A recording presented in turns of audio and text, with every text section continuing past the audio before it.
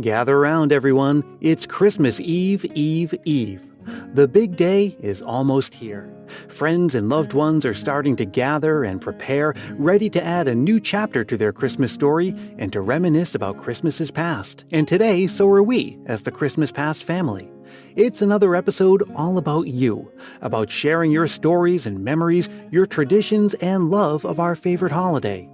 I love these family gatherings of ours.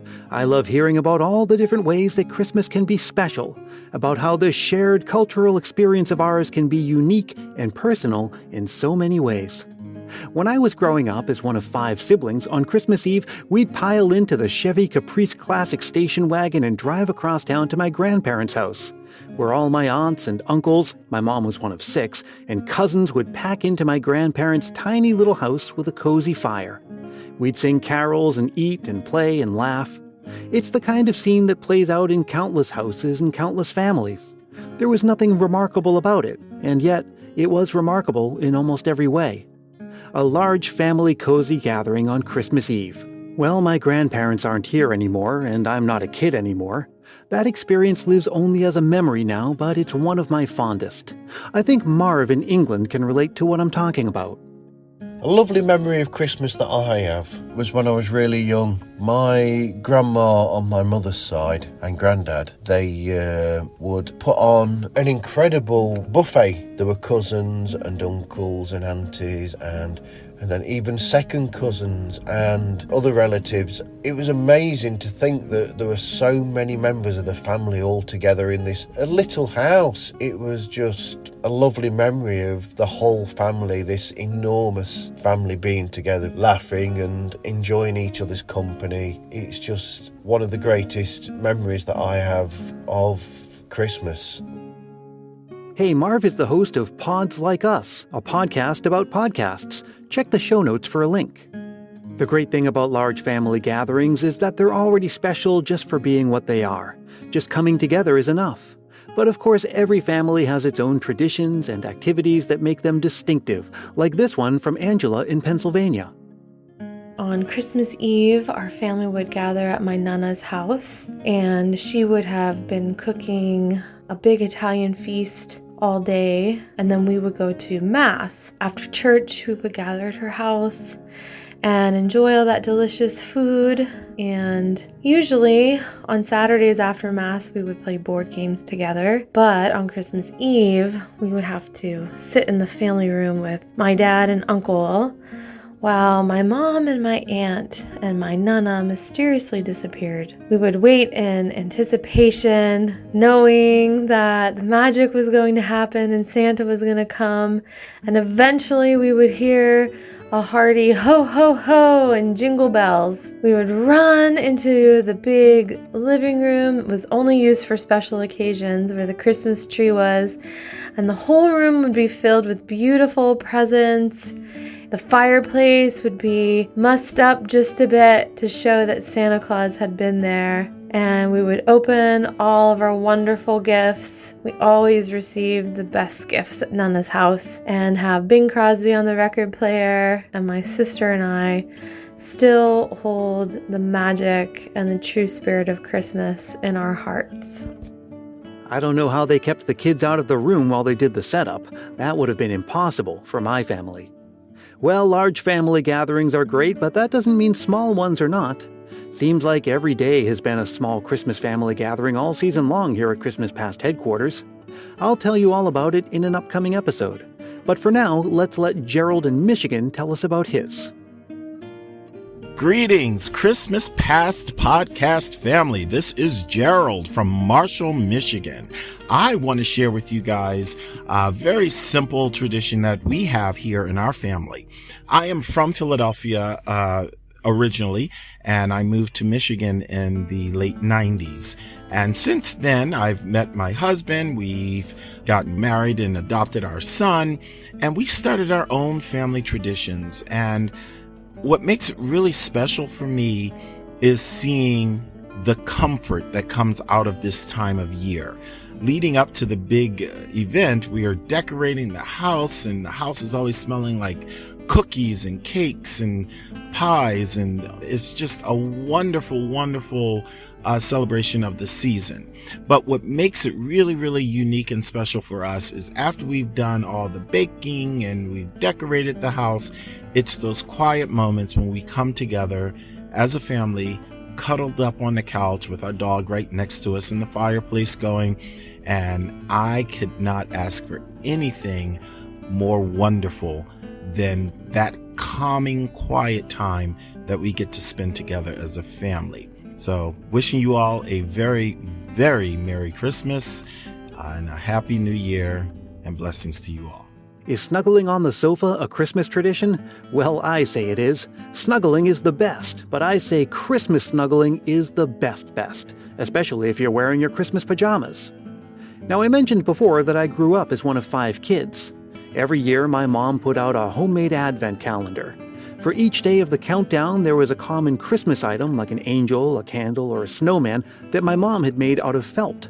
They were stuck onto a calendar grid, and above the grid was a large felt Christmas tree. Every day, we'd move one item from the grid onto the tree. We'd take turns being the one to do the honors. It's one of my favorite and most vivid childhood Christmas memories.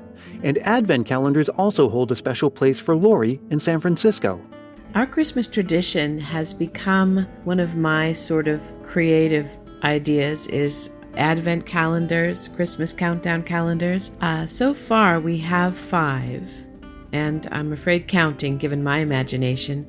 I've loved creating specific calendars, one for Charles Dickens' A Christmas Carol, another for a very favorite sassy author of ours who recounts a Christmas story working in Santa Land. And we also have, of course, the Christmas story. And we have a couple of others which really focus on our reasons to be thankful and grateful as we hang little tiny paper ornaments up on a special tree.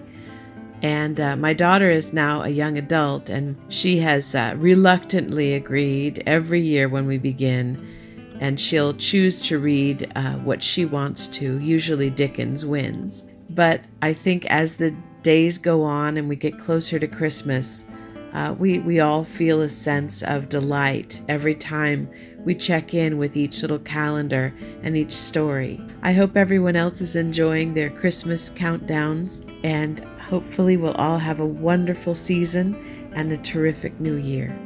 Have you ever spent Christmas away from your normal traditions? I have. My wife and I spent Christmas in the Bahamas about 15 years ago. We rode horses on the beach on Christmas morning. You know, oftentimes a Christmas outside of your norm presents new opportunities to connect with others and share the warmth and spirit of the season in unexpected ways. That's what happened with Zach in South Dakota one year. One of my favorite Christmas memories actually took place during my first semester of college. I didn't really have any Christmas plans that year, and for a variety of circumstances, not on talking terms with my family. My college roommate Jake asked me a few weeks before the term ended what I was doing for Christmas, and I explained my predicament. Immediately, he invited me to come home to his family's farm for Christmas, and was so sure that his parents would say yes to the invitation. They did say yes, which was such a kind gesture. We take our final exams and we pack up and we head down to his house. And as soon as I got there, I felt so welcomed. The house was so warm and inviting with all of the different Christmas decorations. But the absolute most shocking but equally wonderful part of all of this to me was that on Christmas morning, there was a bundle of wrapped gifts sitting under the tree with my name on them, including a stocking full of candy and lottery tickets, all from these people that I barely knew or spent much time with. The time, the money, and the thought that went into those gifts and my stay is something that I will never forget about the Christmas of 2012. I will always be thankful to Jake and his family for showing me a bit of Christmas kindness. Well, what about the inverse? When the family is together and the routine is routine, but Christmas is out of reach. Like if everyone's working on Christmas. It's common in a lot of families, like with Barbara in Belgium. My family owns a small restaurant in rural Germany, and my parents never really took a vacation, also not on Christmas. The restaurant normally stayed open on holidays like Easter and Christmas. Many families wanted to celebrate this special day, but without the hassle of spending hours and hours in the kitchen. That meant for our family, Christmas was just a usual business day, even busier than otherwise. But since most people don't want to work at Christmas, my parents always had difficulties finding staff for the holidays. I still remember one Christmas Eve when I was about 10 years old, and my dad was still standing in the kitchen even after midnight. This is where the rest of my family, my aunt, uncle, and grandma, they always supported my parents to help out at the restaurant on Christmas Day. That means that they themselves didn't have a quiet and cozy Christmas, but at least we could all be one family and enjoy the last late hours of December 25th after all the clients left the restaurant with their own little Christmas celebration. My grandma was especially keen on holding these small Christmas sessions, even after we were all very tired. She loved the holidays and was always kind of the bearer of the Christmas spirit in our family. But then last year, we had a very different Christmas because of COVID-19.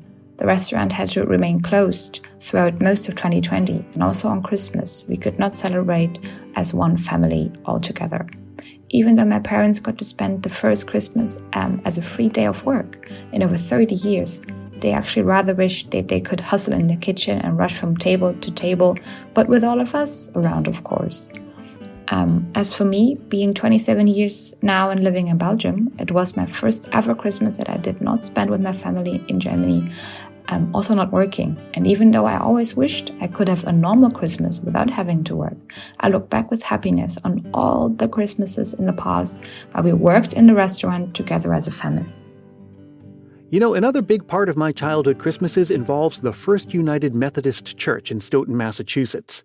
My grandmother went to it and she was very active there. And I remember attending holiday craft fairs, pageants, and other community events. There was a large event room with a stage and a basketball hoop. And to this day, I can't smell floor wax without being brought back instantly to that place. And I'll always remember the Christmas music I heard on the organ and the choir for the Christmas pageants. These are the kinds of memories that are etched forever on my heart, and I think Tara in Illinois can relate. My name is Tara Ortiz. I live in Naperville, Illinois, but I spent my childhood in Willow Glen. My best Christmas memory happened in 1986 at a holiday craft fair inside of Stanford University. I was 7 years old at the time, and my mom was a vendor at the craft show, and my dad and I were there to help her set up and break down her booth as we usually did. At some point, my dad and I decided to take a lunch break in the university's giant concourse area. And when we did, a local Bay Area musician named Steven Pissarro was there in the center of this giant concourse performing an acoustic set of his Christmas album called Christmas for Classical Guitar. He played a bunch of songs like Green Sleeves and Ave Maria and Deck the Halls, and his playing was just so beautiful and so masterful, and the sound of his guitar echoed off the walls and off the vaulted ceiling, and I just remember it being a very visceral experience, just really magical for me as a child. And it's really one of the best memories of my whole life. And at the end of the show, my dad ended up buying his album on cassette tape. And from that year on, this album became a staple in my family's Christmas music collection and the one to kick off just about every Christmas season every year as soon as Thanksgiving dinner was done. Christmas music is just a really important part of the holidays for me, and so I've brought this album into my own family's Christmas tradition, and I listen with my husband and my 3 boys every year when we decorate our tree. I just want to say thank you, Brian, for making this wonderful podcast and for letting us share all our Christmas memories. Shout out to wonderful Willow Glen. It's a very peaceful and charming neighborhood that really gets into the Christmas spirit. And in our second year in our new home, and for our second Christmas with baby Dashiell on the scene, we needed to get a smaller tree that we could keep behind a baby gate. One of these days we'll get a bigger one, and we'll introduce Dash to that one-of-a-kind experience of picking out and even cutting down a perfect live Christmas tree. And when we do, we'll take heed of this cautionary tale from Lauren in Australia. Hi Brian, my name is Lauren. I live in Adelaide, Australia, but I'm originally from Clearwater, Florida. When I was a kid, we would get a real Christmas tree every year. However, one year we had a bit of an incident, and as we were driving home with our fresh new green Christmas tree on top of the minivan, We were traveling down a major road in Clearwater called US 19, which I'm sure some of your listeners may know is quite a busy semi-highway type road that runs all throughout Clearwater and St. Petersburg. And the Christmas tree flew off of the back of the car and into oncoming traffic. Mom and Dad quickly pulled over and scrambled along the highway to reattach the tree to the top. And I think they might have even just ended up shoving it into the minivan with us kids. But as a preteen, I was quite mortified to be sitting there watching such a spectacle and being a part of it. But now we look back and we have a great laugh. Speaking of Christmas trees, sometimes they fall over. I remember one night in the 1980s, I was out somewhere with my family, and when we came home, we found that the Christmas tree had fallen over. I'm not sure what happened, but we got things back to normal in fairly short order. Speaking of falling trees, let's join Julie in Alaska for a Christmas memory involving that very thing. The Christmas of 2012, our daughters were ages 2 and 3, and because that year we would not be spending Christmas at home, we just put up a smaller tree, about 5 feet tall and skinny, which meant it was tippy. That year, our curious 2-year-old couldn't leave the tree alone, and she knocked it clean over several times. Each time, we dramatically emphasized the word, uh-oh, hoping that she would realize it was not a good thing to have the Christmas tree fall down. That year, we went to Oregon to my husband's parents' house for Christmas. They live right next to a Christmas tree farm, so that year we got to go meander through the trees until we found the best one. When we finally did and were about to cut it down, Grandpa turned to his granddaughters and asked, "What do you say when a tree falls down?" You could see the wheels turning inside their cute little heads, and a few seconds later the 2-year-old said very dramatically, "Uh-oh." All the adults started laughing, which I'm sure just bewildered the girls. We then had the opportunity to teach them that when a tree gets cut down outside, you say, "Timber." May your holidays be filled with laughter, and may joyful memories be made. Well, putting up the Christmas tree is typically what starts the Christmas season, and eating a traditional Christmas dinner is what caps it off. And almost everyone goes through that Christmas rite of passage where, for the first time in their lives, they're the one preparing that Christmas dinner. And it's nerve-wracking. Personally, I'm a perfectly adequate cook, but not an especially good one. I'd feel somewhat out of my depths preparing a full Christmas dinner.